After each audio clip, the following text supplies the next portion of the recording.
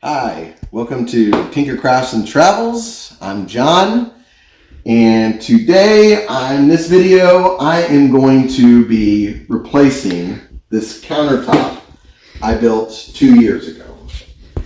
I built this when I just left my restaurant management job, and I had taken a summer off and was reevaluating what I wanted to do professionally. And I started working in this wood shop, and just with a few saws and some power tools, built this table, and then I moved on and built this against my wall. And I did it the way I did it to save money, obviously. It's just stud wood and a few sheets of 3/4 inch pine plywood. I think that I don't remember the exact cost of this thing, but I think I was able to build this for under $250. So I got a lot of good use out of it, but the problem I'm having right now is I don't have enough storage space. There's still, you can see there's stuff all over this table here. I've got on this other turnaround here, I got all these cabinets full of spray paint and cleaning chemicals, and this shelf. I want to build a container to store the spray paint for my paint shop. I've got no practical space on my wall to put it right now. So I want to get rid of those shelves and make it so that I have more storage space, because these thick studs take up more room. I don't have any drawers in the shop at all right now, and I don't want to figure out a way. I just feel like it'd be a mess trying to add drawers to this thing. So what I'm going to do is I'm going to replace it all with cabinetry.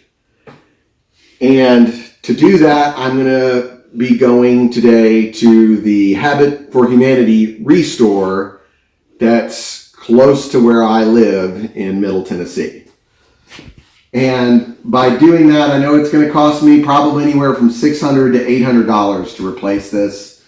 But in the long run, trying to make the cabinets individually myself, I know I can do that because I've spent part of a year making cabinets for a living. So I know how to do that, but I also know that the cost and the labor involved is going to be worth way more than losing $800 on slightly used cabinets for a shop. So we're going to head that way. So Habitat for Humanity has a store that's kind of like a furniture thrift store. People will donate used furniture, and also construction workers and our construction companies donate materials and sometimes cabinets. So I went here looking for something, and they really didn't, the one in Franklin didn't have a whole lot of selection the day we were there, but I thought about going to another one. But when I saw these little sliding floors that are basically just a contraption made from drawer slides, I thought that was something really cool that I probably wasn't going to find anywhere else. I decided, you know what? It's not exactly what I was expecting, but, it's sometimes buying, furniture to upcycle, basically. And this is basically me upcycling cabinets, upcycling them to be used in a workshop rather than a kitchen, or it looks like these came from an office. And it actually was two individual sets, that there was one of each cabinet, and the upper cabinets, they all were identical. Like there was a pair of each. So it looked like they were meant to be in some kind of office or retail setting, and they had been put up in a wall, basically, where the exposed side right there was hidden by a wall. So I had to kind of reshape them to fit in the space that I wanted, because I didn't want to lose any space that I had with my original construction. So I started out trying to what I thought would be the easy way. If I could just disconnect these things from the wall and just slide the whole thing over, that I would be able to not have to empty everything. But I definitely did end up having to empty everything because, yeah, you know the joke in the construction business of, every contractor can't stop talking about how bad a job the last guy did before them. But I got no excuse here. That was me, the psychopath that built this thing. And there was a lot of struggle taking this thing apart the way I built it.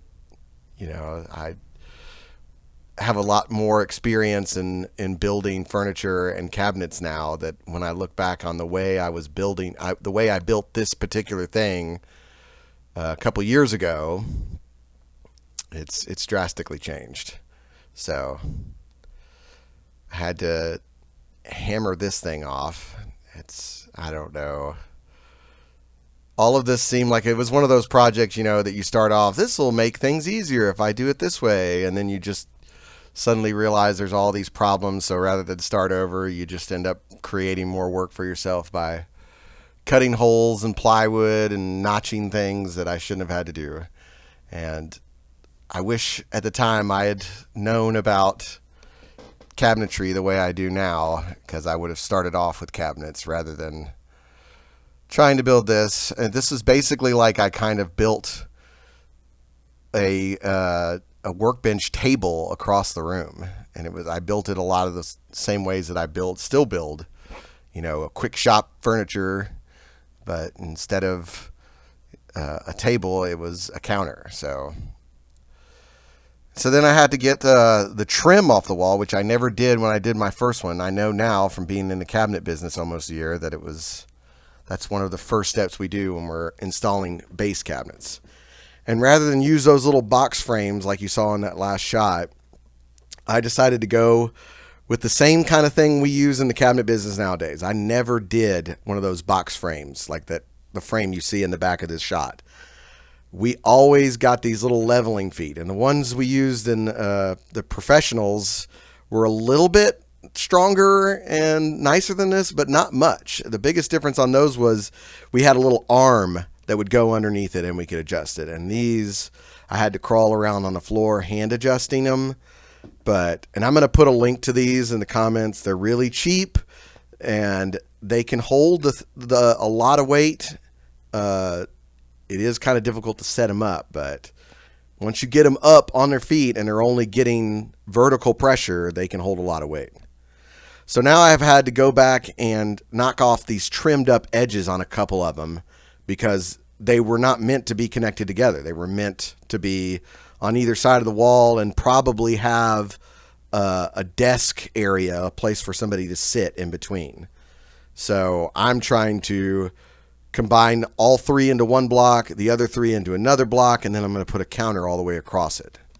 So I had to do a little bit of customization. Those big panels, I had to do some blocking there to make up for apparently a mistake they made when they were cutting out holes. I never figured out whether this was for computers or a refrigerator or what. That was part of the mystery while I was putting this together, is trying to, what were these cabinets once used for? But anyway, so there was some weirdness with holes on the side and a hole that got cut out wrong and then patched up where I still had this 1/4 inch material in between. So I had to put blocking in there. But all this crawling around on the floor and adjusting these legs is so much easier than having to learn how to shim one of those box frames. And I knew that on the other side of my garage, I was going to have almost an inch drop off. So I knew that I was going to have to be doing a lot of shimming to get these two cabinets level across the room from each other. And so now I'm just shimming everything into the wall, screwing that in. I'm not really going to get too much into detail on that, because if you came here to learn how to install luxury kitchen cabinets, you came to the wrong place. There were many times where I had to stop myself and be like, okay, don't worry about this. This is just shop furniture. Don't get back in luxury cabinet mode here. Just slap it together and move on. So I started putting all the drawers back in. I took all that stuff off while I was installing it just to make it easier to move around the room and position and adjust. I had to cut trim off of 4 cabinets with my track saw. So now, because my shop is such a junk heap right now, and I need to make a counter, I had to go ahead and put all that stuff in the cabinets before I even finished installing them. So now I'm just cutting off the excess trim. I'm putting a little bit of a support here on the wall, and I'm adding a stretcher on the front. So there's just some more framing to support the countertop as it goes across. And I still don't feel good about walking on this space, but if my kid walked across it, I probably wouldn't freak out about it, but I don't know. I'm thinking about putting a drawer box in there eventually too, to make just one wide drawer that goes across it and make it kind of a shop desk for me. That some of the things that you can sit down for, like pyrography and stuff like that, I can do.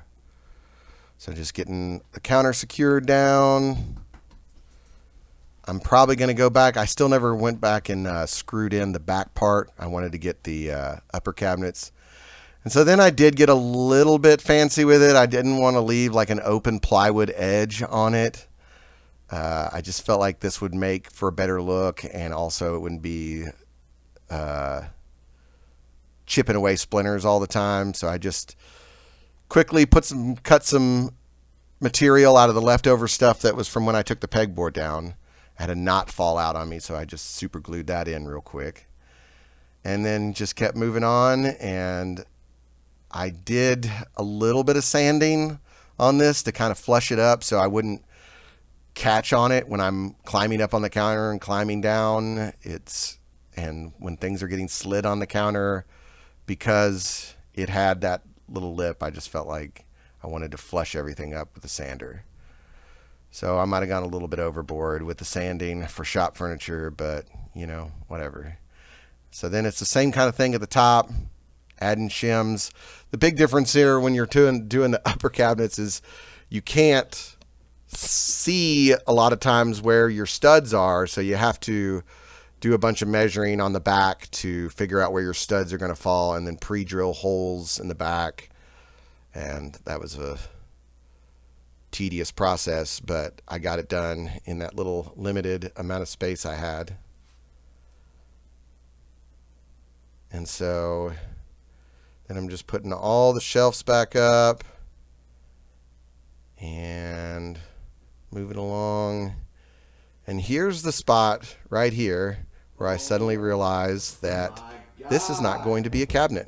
It's going to be a shelf, because I miscalculated and didn't take that track into account. So now I'm going to go just, walk it off. Well, I guess I didn't need those cabinet doors anyways. There really was no way to fix that without rearranging this whole system. Because of the placement of those garage door openers and that electrical socket, I can't fit both of them on this side. And even if I could, I'm still not sure I would want to. So that's it with the cabinetry.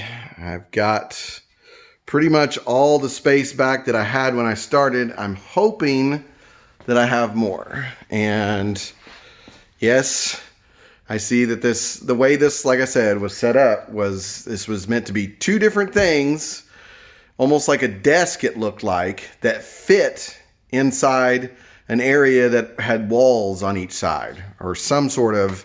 So this side was meant to be hidden, and it's not mirrored, so they were exactly identical. So both of the left sides have no finish on them because they were meant to be up against a wall and hidden.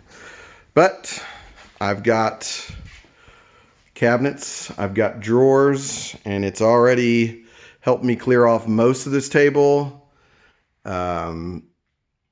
So now it's time to start adding I still haven't decided whether I'm going to go back with the pegboard or if I'm going to go with some kind of French cleat system. But the cabinets are done. And I do believe that I have more storage and more versatile storage than I ever had before. I just got to replace the pegboard now with either another pegboard or something different. So we'll see where we go from here. All right, so I've had a few days to put some more stuff away. Got this counter, this table a little bit better. I've still got a little more to go, but I've got to figure out what to do here. I think I'm going to do the French cleat. So this is the end of the cabinet video, and hopefully I'll have a follow-up video pretty soon with what I do with this wall. But until then, thanks for watching. Stay tuned for more videos. Give us a like on this video. Check out some of the other videos that I've posted and my wife have posted on the channel. And give us a follow, and we'll be back for more.